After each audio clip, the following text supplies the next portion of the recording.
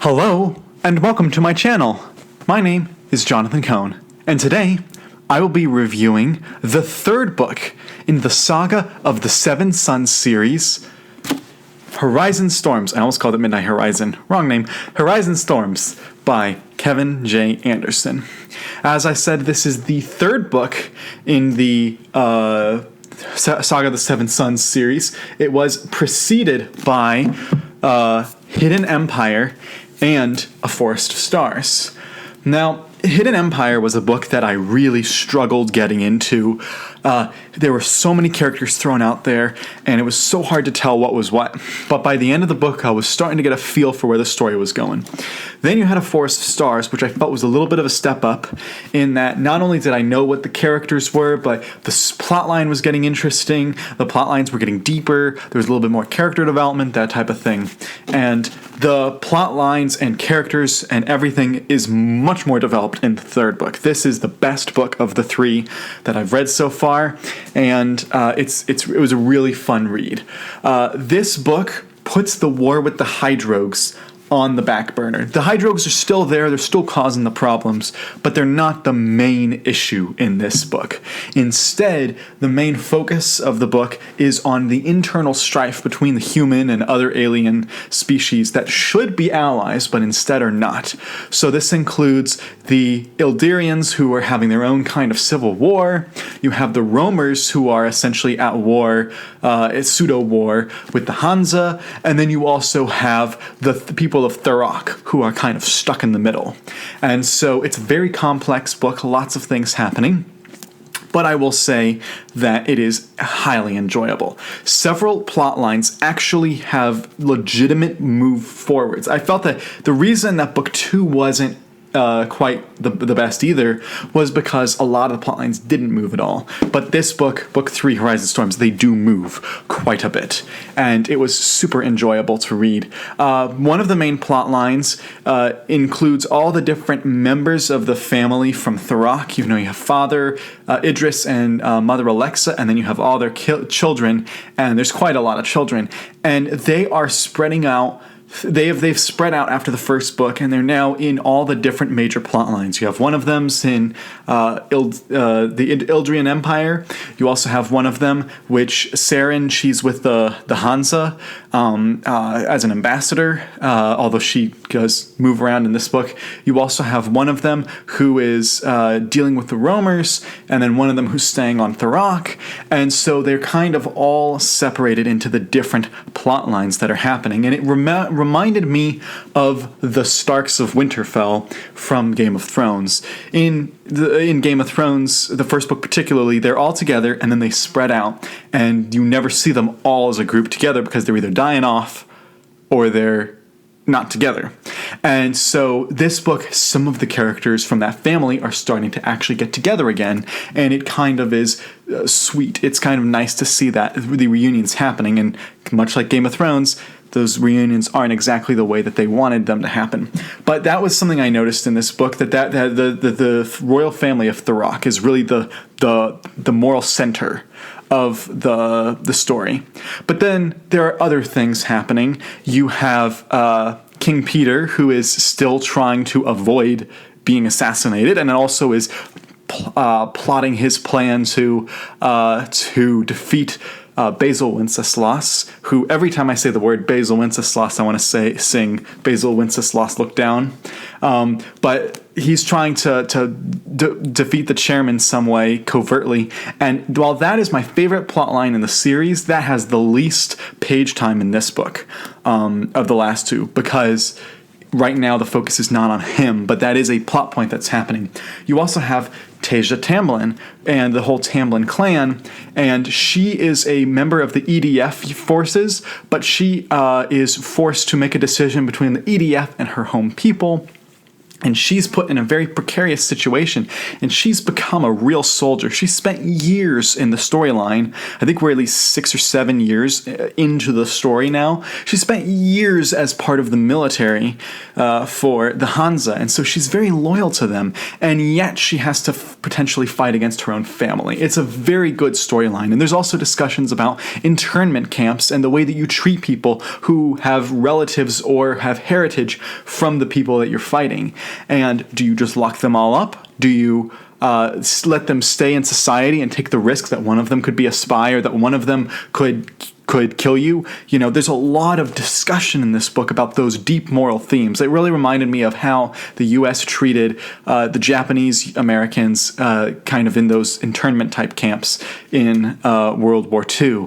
And so I thought that this book brought in some really deep themes, something that the first 2 books really didn't address in quite the same way. Another thing that I really liked about this book was the way that it dealt with moving plots forward. A lot of the plots with the Roamers versus the Hansa moves forward. The plot on Thurrock moves forward. The plots in the Ildrian Empire move forward. Although I will say the Ildrian Empire plot was the most obvious. Like, you knew where it was going from the beginning. It was pretty well telegraphed. Some of the standout characters in this book included 2 non-human characters. You have inthe, who is the Clickus robot, and then you also have Ox, who is the compy, who works for King Peter. And inthe worked for the Colicos, and now he's kind of been captured by the other Clickus robots and by the Hydrogues and whatnot. And I was really fascinated by both of those characters because they're non-human characters, and yet they have some of the most compassion of any characters in the books. You know, inthe is just trying to help the roamers and help the humans escape, but the humans don't trust inthe at all. And Ox is trying to help King Peter, but his programming is telling him not to, and he has to reconcile both of those things. It is a superbly well done moral discussion of these 2 different characters that are non-humans. But then you also have a little girl who makes an appearance in this book. She's an original character here. It is amazing, by the way, how you have all these books with how huge the cast is, and yet you're still adding new characters in each book. There's this little girl called Sally Orditz,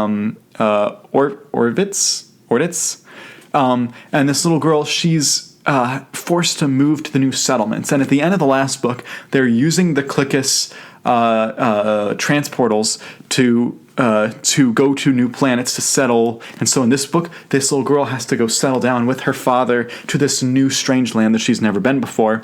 But all of a sudden, living in strange lands, not always what it's cracked up to be. So this book was excellent in terms of that plot line, and that of the original characters, which there were like 3 or 4 original characters in this book, that one stood out. There was also the character of Patrick Fitzpatrick, which, by the way, very bourgeois name. Patrick Fitzpatrick. He was, I should say Patrick I can't say it right. Patrick Fitzpatrick III. He was a great character because he has such hatred towards the roamers, and yet really it's unfounded, and yet he gets to start to develop feelings for one of the roamers, which I thought was utterly hilarious and also a perfect storytelling tool. And so it feels like reading these books feels like watching a complex TV show unfold. You're jumping around constantly, quick little scenes. Chapters here are like 5 pages each, roughly. Not even that sometimes. And so you just get little vignettes here and there. And I'm like, I can't wait till I get back to these chapters. And this book had the most balance of the stories. I didn't too often feel, I have to read this chapter now. Occasionally that happened in the first 2 books, but here it really didn't. So I do definitely think this is the strongest book of the 3. And so I also noticed that this book the whole series has one character, Basil Wenceslas. He seems to me to be the protagonist of the series, because I believe, I don't know factually if this is accurate, but it seems like he has the most page count of anyone in the book. Certainly it feels like it, or at least maybe he gets the most mentions, but he feels like he's the central character of the book, and yet he is very villainous. And so it reminded me of how Thanos is used in Infinity War, and how Thanos is the protagonist of Infinity War, but he is the villain. So there's some kind of interesting dynamics there, and of course Basil Wenceslas gets some great scenes in here. I love it when he gets flustered, because he's funny when he's flustered. So those are my thoughts. I would give this an 8.5 out of 10, really strong. I thought the first book was like a 7 out of 10, was fine. I thought the second book was like an 8 out of 10, pretty good, a little step up. So this is even another step up. So I think that Kevin's really improving here, and I think that by the end he may have something really special. He's definitely laying the groundwork and foreshadowing for the series. And I do want to give a moment to give a mention to the cover of the original, which I will show here, because the cover that I have stinks. This is so boring and bland, and it's just a telescope image. All of the books on here, all of them have just basically telescope images, but this cover, it's so artistically done, it's so beautiful, it's so pretty. I prefer this cover much more. So if you've read this series, if you read this particular book, what are your thoughts? Let me know down in the comments section down below. Please subscribe to my channel, where I have other science fiction, fantasy, and tie-in books, including other Kevin J. Anderson book reviews, discussions. And until next time, I'm Jonathan, and thank you for watching.